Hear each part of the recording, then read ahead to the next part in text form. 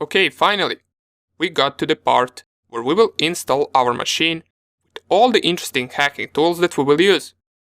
Hopefully, you're excited since by the end of this video, you will have your Kali Linux machine running and ready to use.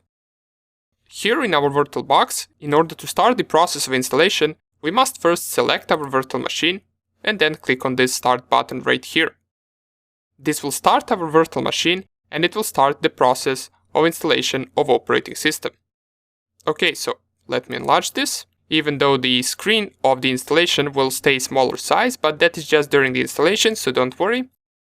And right here in the installer menu, we're interested in two different options, either graphical install or install. They're pretty much the same, just graphical install is prettier, so that's why we're going to go with that one. Click here enter. The next thing it asks us is to choose the language, and for the purposes of this course, I will proceed with English, and you can pick whichever language you want. So just select whichever language you want. I will select English and I will click on continue. In the location part, this is only important if you want to have the correct time zone correspondent with your country, and right here it also tells us that these countries from which we can choose are strictly based on the language that we picked in the previous step, so in case your country is not on the list, like mine isn't, you can go right here on other and select your country. If it is on the list, select it and click on continue. Now, since this really isn't that important step, I will just proceed with the United States. And here under the configuration of the keyboard, I will select American English and I will click on continue. After setting up our keyboard, the installation process will configure some stuff required for our machine to run, and you will notice most of the stuff is done automatically, so we don't need to worry about it too much. Whenever a certain question pops up, I will tell you what you need to select to proceed to the next step of installation. Okay, so after a few seconds, here is the first question. Let us read what it wants from us. So it says, please enter the hostname for this system, and the hostname is a single word that identifies your system to the network. If you don't know what your hostname should be, consult your network administrator. If you're setting up your own home network, you can make something up here. Okay, so we're not network administrators, therefore we can just make something up as a hostname, so let us just go with Kali. Why not? And let us go on continue. Domain name, this is something that we want to leave empty, so just delete everything right here and proceed to the next step. Okay, so we got setup users and password step. Now, in the previous versions of Kali Linux, it usually asked you to set up the password for the root account. And unlike, for example, on Windows, we got the user accounts and administrator. On Linux, we got the user accounts and a root account. What a root account is basically the same as an administrator in Windows. It has elevated privileges, it can execute commands that user's account cannot execute, and in this newest version of Kali Linux, we are required to set up a user account.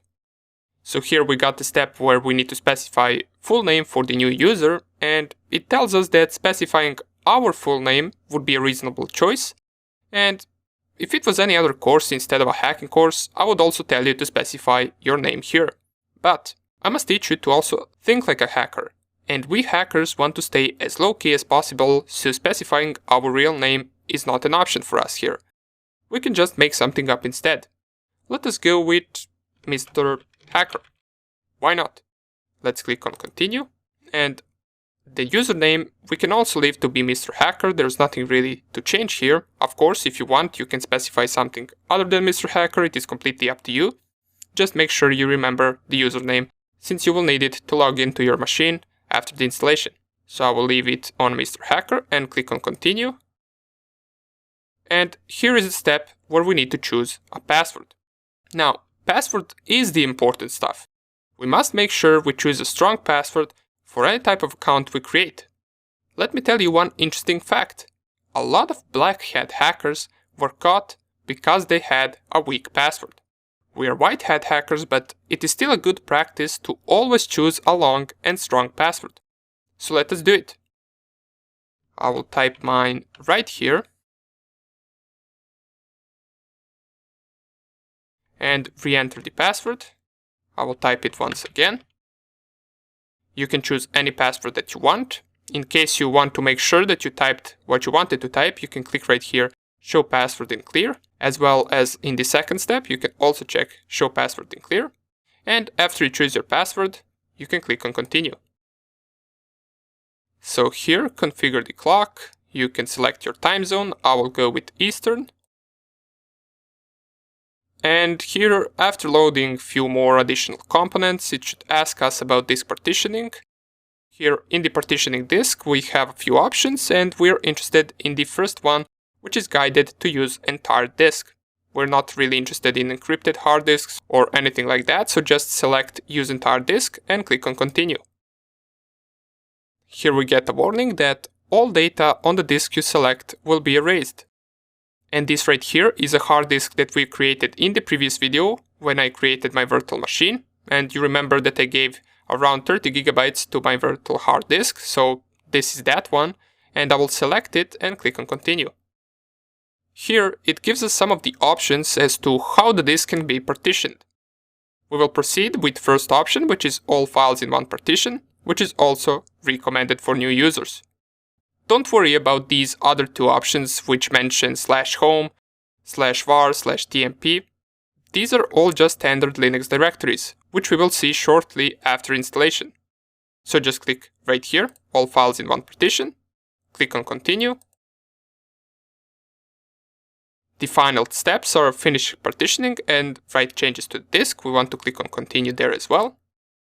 And right here it will just ask us, are we sure that we want to write the changes to the disk? We want to select right here yes, and we want to click on Continue. So after clicking on Continue, the installation process will start and it will take some time. It can take possibly around 20 to 30 minutes, maybe even longer, and it will also ask us a couple more questions in meantime. I will fast forward to the first question that pops up, and you just pause the video until you get to that step of installation. Okay, so here is the next question, configuring the package manager, and it asks us for the HTTP proxy information. Leave blank for none, and we do want to leave blank, so we're not going to type anything here, and we're going to click on Continue. Here in the software selection, we want to leave all of the checked things, and we also want to add the large option. So leave everything checked that you see right here, and click right here on large. What this will do is it will install additional tools in our Kali Linux, and we want as many hacking tools installed with our operating system, so we don't have to waste time installing them later on. So just double check that all of these options are checked, desktop environment, XFCE, these lower three, and the large option as well should be checked. After you get all of that, click on Continue. And this step of installing software will take some time.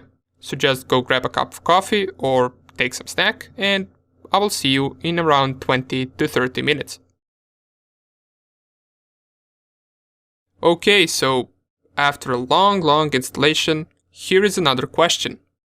And it asks us, should we install the grub bootloader to the master boot record? First of all, what is grub? Well, grub bootloader is a software that loads Linux kernel. It is the first software that is started at system boot. Let us read what it asks us here. It seems that this new installation is the only operating system on this computer. If so, it should be safe to install the grub bootloader to the master boot record of your first hard drive. Warning: if the installer fails to detect another operating system that is present on your computer, modifying the master boot record will make that operating system temporarily unbootable, though grub can be manually configured later to boot it. We want to click here, yes. And you might be asking, wait Alexa, but I'm running other operating systems. I'm running macOS or Windows. Don't worry, remember, this is a virtual machine. It doesn't know about your main operating system. For this virtual machine, this is the only operating system that is being installed. So it is safe to select yes and proceed to the next step.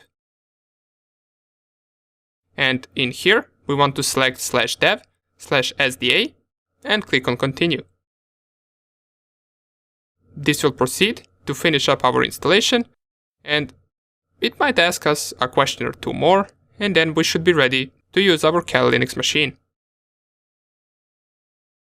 Okay, and this final step says installation complete, so it is time to boot into your new system. Make sure to remove the installation media so that you boot into the new system rather than restarting the installation. Since we don't have an installation media, and this is probably referring to a USB drive in case you installed an operating system over USB, and we didn't, we installed it in virtual machine, so we can simply just click on continue. This will finish up the installation, and then it will reboot our machine and open up our Kali Linux desktop. Here it is, our virtual machine is starting up for the first time. Finally, here is our login screen to our Kali Linux machine.